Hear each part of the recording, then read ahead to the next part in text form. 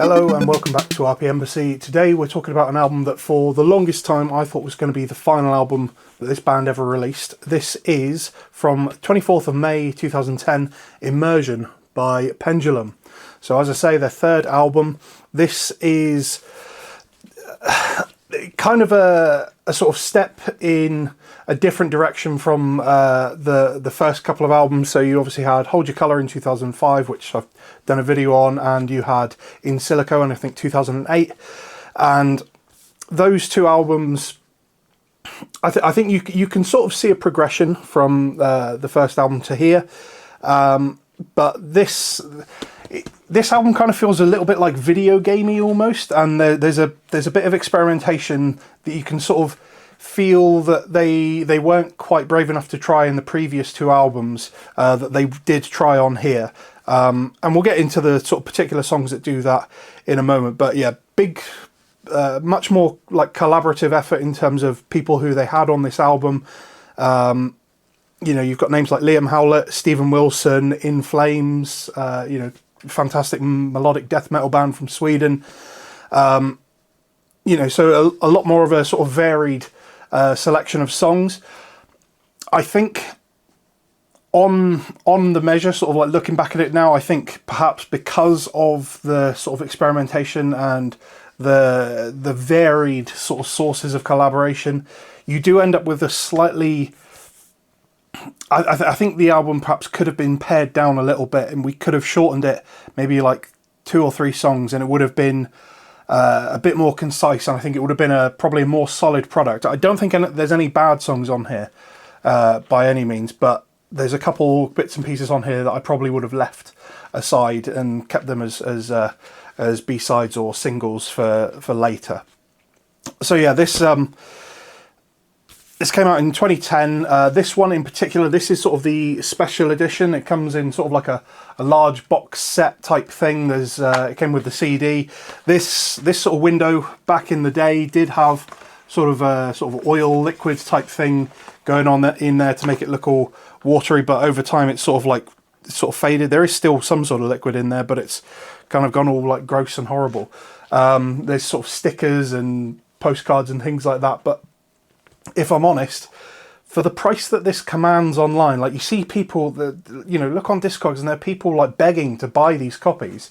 And I don't really get why, because the actual box set itself is kind of like rubbish. Like you can buy the CD separately, and the other bits and pieces in here. So you got a T-shirt, which, like, to be fair, I remember wearing that T-shirt into the ground. I used the hell out of that back in the day, but the sort of postcards and the stickers and things like that, like the postcards especially, are really kind of lame. It's sort of the band dressed up in like sort of pseudo Victorian, slightly steampunky looking outfits, and it's very poorly sort of photoshopped. And I even remember like the day I received it, I was kind of like, who is this for? What am I going to do with this postcard? Don't get me wrong, I love a box set and I love getting bits and pieces, you know, memorabilia and little curios and things like that. But that, I was kind of just like, what?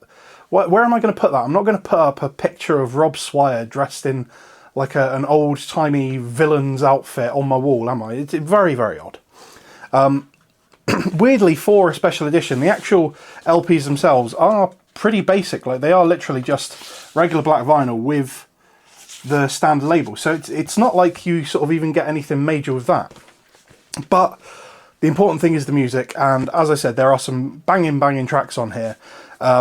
Big ones that everyone will know, Watercolour and Witchcraft, those were kind of like the really popular singles from this album.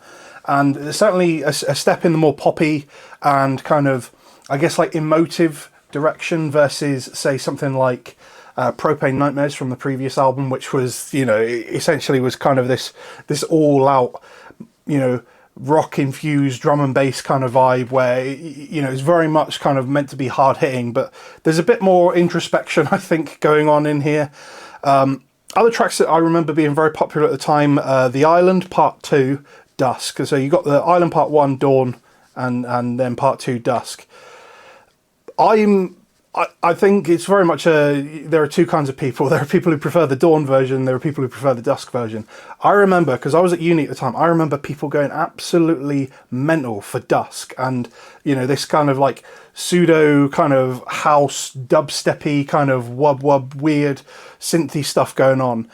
And I never got it. I still kind of don't really get it today. Like it's not a bad song, but for me it's kind of like, it's basically one loop. It's like a synth loop that's kind of a little bit silly sounding. And yeah, I don't know, I just never got it. Whereas Dawn, that's like another one where you've got sort of a bit of an introspective song. It's a bit more close to like a pop song than it is like a drum and bass song. And I don't know, it's that song really feels like it fits with the ebb and flow of the album. Like the album artwork to me kind of suggests that it should be sort of a bit more of a thoughtful, or kind of like have some, I guess like relaxing or introspective themes to it. But then you have something like Part 2 Dusk, where it's just this all out like kind of stuff. And I'm like, I don't know, I don't really get it. Other stuff on here, so you've got the tracks with features on them. You've got track number 7, Immunized, featuring Liam Howlett, obviously of The Prodigy. So this was kind of a big thing at the time, where you'd essentially had this kind of manufactured feud that had been made up by the fans of each band to suggest that, oh, they hate each other, they don't like each other. It never made any sense, because they yes, they're both electronic bands, but they never really ran in the same kind of genres until sort of this kind of time. Prodigy never really made like drum and bass. A lot of their stuff is like big beat and like more kind of, I would say, like traditional electronic. There's some acidy type stuff in there, and Pendulum were always just kind of like more closely tied to just drum and bass. So yeah, this kind of whole like, oh, they're feuding, they hate each other, I never really got it. But that song is a good bit of fun. Like you can definitely hear his kind of influence, Liam Howlett's influence in the way the synth stuff is done. Like it harkens back or harkens forwards, I guess, a lot to the sort of last Prodigy album, No Tourists. The way the synth lines are on that, there's a lot of similar vibes there. Track 13, Self versus Self, featuring In Flames. Technically doesn't feature all of In Flames. I think it's Peter Ewers, the bass player, Anders Frieden, the vocalist, and Bjorn Gillot, the guitarist, who, as far as I'm aware, they are kind of like the sort of principal songwriters of the band anyway, or were at the time. Peter Ewers has left the band now, I believe. But yeah, that like a complete kind of like left turn versus the rest of the album. This is very much a metal song with some electronic elements, but it's first and foremost a metal track. And I mean, I personally love it. If you've seen any of the other videos, you know how much I love metal music. I remember a lot of people hating it. Like I remember seeing online, there was a ton of backlash around the song. And again, I remember in uni, there was one particular person who they went so far as to like delete the track from their downloads when they had ordered the album. They specifically got rid of the track because they didn't think it belonged. But it's like, I guess fair enough. It's, you made your purchase, do what you want. But also, like, I don't know, just don't get like snobby about genres. It's fine. And I think it's a really, really good song. I think Rob Swire and Anders, their vocal qualities and their counterpoint really, really works well together. Like it's a really beautiful song where you've got this sort of crushing verse and then this huge soaring chorus.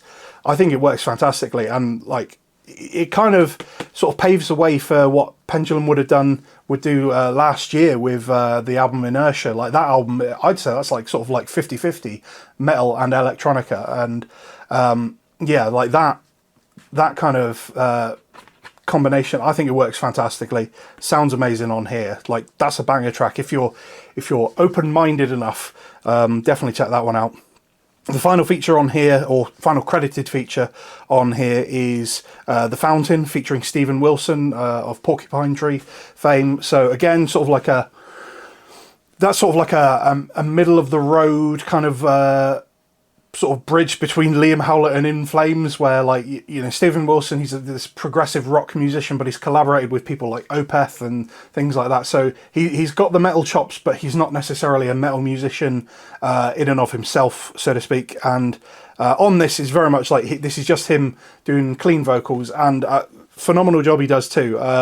The track itself is kind of an interpolation of the song Just 1 Second by London Electricity, and it kind of changes it up enough that I don't know whether or not it's sort of being credited or not, like elsewhere. Like as far as I'm aware on here, it doesn't actually say anything about it, and there are credits for the actual samples and things taken on this album that you can find online, and no one mentions it, but it is definitely like an interpolation, if not a sample.